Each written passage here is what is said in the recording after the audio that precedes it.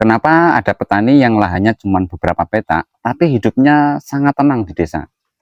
Punya kendaraan, bisa beli sawah lagi. Sementara ada juga yang petani yang lahannya sangat luas, panennya rutin setiap minggu dan setiap bulan, tapi setiap musimnya tetap merasa kekurangan. Pertanyaan ini jarang sekali dibahas. Padahal disitulah letak pembeda antara petani yang sekedar bekerja keras dengan petani yang benar-benar sedang membangun kekayaan. Banyak orang mengira kekayaan petani ditentukan oleh luas lahan, padahal kenyataannya bukan itu akar permasalahannya. Ada petani yang hasil panennya habis sebelum musim berikutnya datang, bukan karena malas bekerja, tapi karena mereka tidak membangun pilar yang menopang uang agar tetap tumbuh dan bertahan.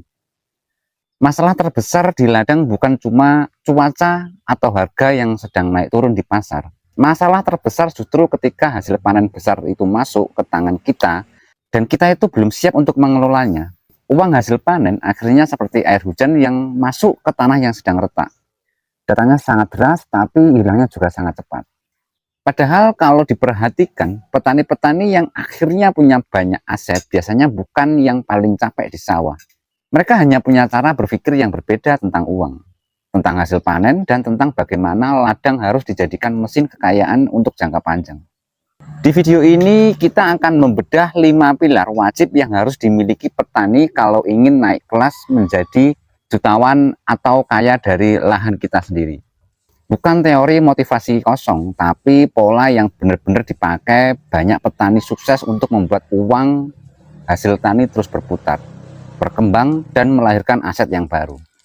Kamu akan memahami kenapa sebagian petani selalu terjebak di lingkaran panen habis dan panen habis. Kita juga akan membahas bagaimana cara kita mengatur hasil panen, membangun cadangan uang, memilih pengeluaran yang menghasilkan, sampai cara membuat ladang pekerja lebih cerdas untuk masa depan keluarga kita.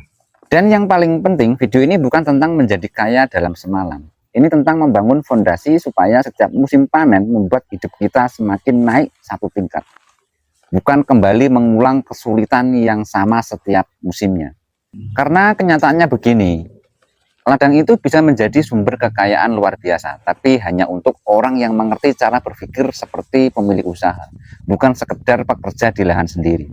Pilar pertama yang wajib dimiliki petani kalau ingin jadi jutawan adalah kemampuan memisahkan uang hidup dan uang tumbuh. Kedengarannya sederhana, tapi justru di titik inilah banyak hasil panen bocor tanpa disadari. Begitu panen datang, semua uang dicampur jadi satu, lalu habis untuk kebutuhan harian, gengsi sesaat, dan pengeluaran yang tidak menambah nilai. Bayangkan, sawah seperti pohon yang ada di pekarangan atau yang di ladang kita. Satu pohon, kalau setiap buah langsung dimakan habis, tanpa menyisakan bibit untuk ditanam lagi, maka pohon itu tidak pernah berkembang menjadi kebun yang besar. Satu pohon hanya menjadi satu pohon saja, karena kita tidak menyisakan bibit untuk ditanam lagi. Begitu juga dengan hasil panen. Kalau semua uang kita habiskan untuk konsumsi dan juga untuk gengsi, maka ladang kita hanya bekerja untuk hari ini saja, bukan untuk masa depan kita. Petani sukses biasanya punya aturan sederhana yang sangat disiplin. Begitu hasil panen masuk, uang langsung dibagi ke beberapa kantong. Ada untuk kebutuhan rumah, ada untuk kebutuhan musim berikutnya juga. Ada untuk dana cadangan juga, dan ada yang khusus dipakai membeli aset baru. Mereka tidak menunggu kalau ada sisa, karena kenyataannya uang hampir tidak pernah bersisa kalau tidak dipisahkan sejak awal. Banyak petani merasa penghasilannya kecil, padahal masalahnya bukan hanya soal jumlah uang yang masuk. Masalahnya adalah tidak ada sistem yang menjaga uang itu tetap hidup. Penghasilan sebesar apapun bisa habis kalau tidak punya jalur pengelolaan yang jelas. Pilar kedua adalah kemampuan menahan gaya hidup saat panen datang. Ini berat karena saat uang masuk, emosi manusia itu ikut naik. Ada dorongan untuk membeli sesuatu sebagai hadiah setelah lelah bekerja berbulan-bulan atau berhari-hari. Itu wajar. Tapi masalahnya muncul ketika hampir seluruh hasil panen berubah menjadi barang konsumsi yang nilainya itu terus turun. Banyak orang tertipu oleh musim ramai. Mereka merasa kaya saat panen itu bagus, padahal kekayaan sejati bukan dilihat dari berapa uang yang masuk bulan ini. Kekayaan dilihat dari berapa lama kita bisa bertahan dan tetap berkembang walaupun musim sedang jelek. Petani yang cerdas tidak menggunakan musim bagus untuk pamer. Mereka menggunakan musim bagus untuk memperkuat fondasi. Saat orang lain sibuk mengganti barang yang sebenarnya masih layak, mereka justru diam-diam membeli lahan kecil, memperbaiki irigasi, menambah bibit unggul, atau menyimpan modal untuk peluang berikutnya. Disinilah mental petani kaya itu mulai berbeda. Mereka tidak melihat uang sebagai alat untuk berhasil.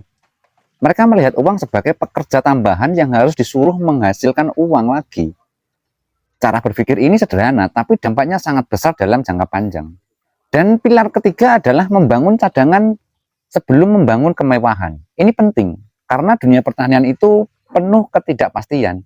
Harga bisa turun tiba-tiba, cuaca bisa berubah, hama pun bisa datang tanpa diundang dan tanpa izin. Kalau semua uang habis saat musim bagus, maka satu musim gagal saja bisa membuat kondisi keuangan bisa langsung goyah. Petani yang kuat biasanya punya nafas panjang. Mereka punya cadangan yang membuat mereka tetap tenang saat kondisi pasar sedang buruk. Dan ketenangan itu mahal.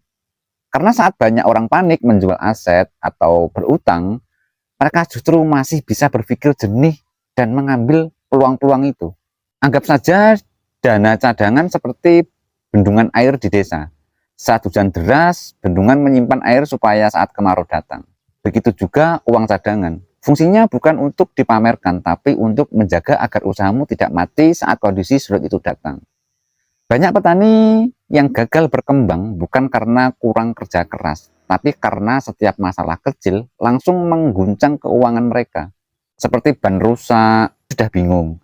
Harga pupuk naik, langsung panik. Turun sedikit, langsung berhutang. Artinya sistem keuangan terlalu rapuh. Dan inilah yang jarang disadari banyak orang. Menjadi petani kaya bukan cuma soal pandai menanam, tapi soal membangun sistem keuangan yang membuat ladang tetap menghasilkan walau keadaan tidak selalu bersahabat. Karena uang yang bertahan lebih penting daripada uang yang hanya terlihat besar sesaat. Pilar yang keempat yang jarang dibahas adalah kemampuan petani membaca arus uang. Bukan cuma arus panen, banyak petani hafal jadwal tanam, tahu musim hujan, paham jelas pupuk, tapi nggak tahu kemana sebenarnya uang mereka mengalir setiap musim. Akibatnya mereka merasa sudah bekerja keras setahun penuh, tapi hasilnya seperti jalan di tempat. Perhatikan ini baik-baik. Banyak usaha tani sebenarnya untung di ladang, tapi bocor di pengelolaan. Pengeluaran kecil yang harus berulang sering lebih berbahaya daripada satu kerugian besar. Karena kebocoran kecil terasa normal, padahal diam-diam menggerogoti hasil panen sedikit demi sedikit. Ada petani yang setiap musim selalu membeli alat secara mendadak karena tidak punya perencanaan. Ada juga yang terus membeli barang karena ikut-ikutan lingkungan, bukan karena kebutuhan usaha.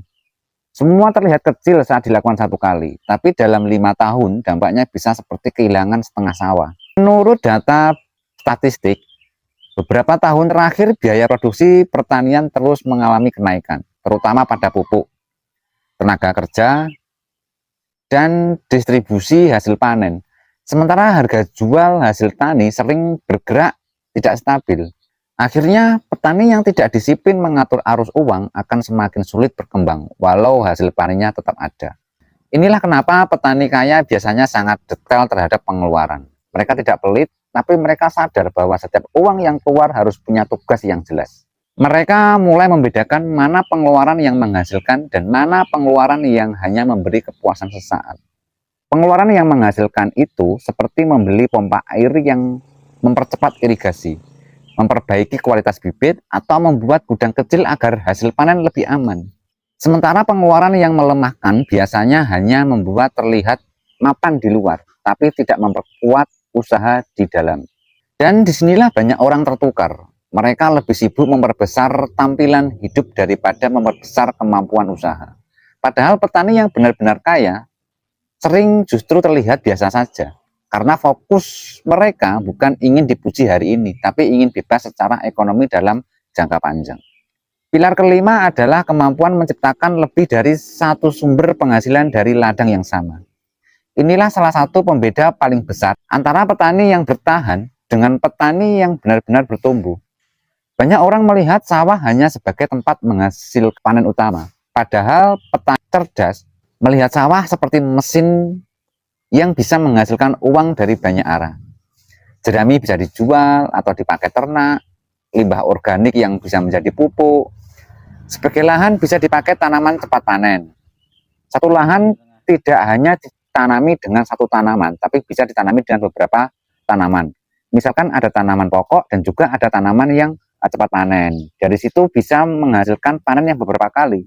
Jadi ada tanaman yang bisa menghasilkan panen tiap minggu dan juga ada tanaman yang panennya setiap bulan dan juga ada panennya yang setiap 4 bulan. Dari situ ekonomi akan terus membaik dan setiap musim kita akan naik level. Di desa-desa yang ekonominya mulai berkembang, pola ini sudah mulai terlihat. Ada petani yang tidak lagi hanya menjual gabah mentah atau tanaman-tanaman yang berbuah mentah, tapi mereka juga belajar mengemas barangnya sendiri, membuat produk turunan. Seperti misalkan kayak kita menanam labu siam itu bisa kita olah sebagai masakan, lalu kita kemas sebagai masakan yang sudah kemasan, kita jual sebagai sudah kemasan. Bukan kita menjual mentahnya, seperti itu. Bagaimana memperbesar nilai dari hasil produksinya sendiri. Padahal selisih keuntungan terbesar sering muncul bukan saat menanam, tapi saat mengolah hasil setelah panen. Ini yang menjadi anomali di dunia pertanian. Orang yang paling capek bekerja kadang justru mendapat keuntungan yang paling kecil. Sementara yang menguasai distribusi pengolahan bisa mendapatkan margin lebih besar.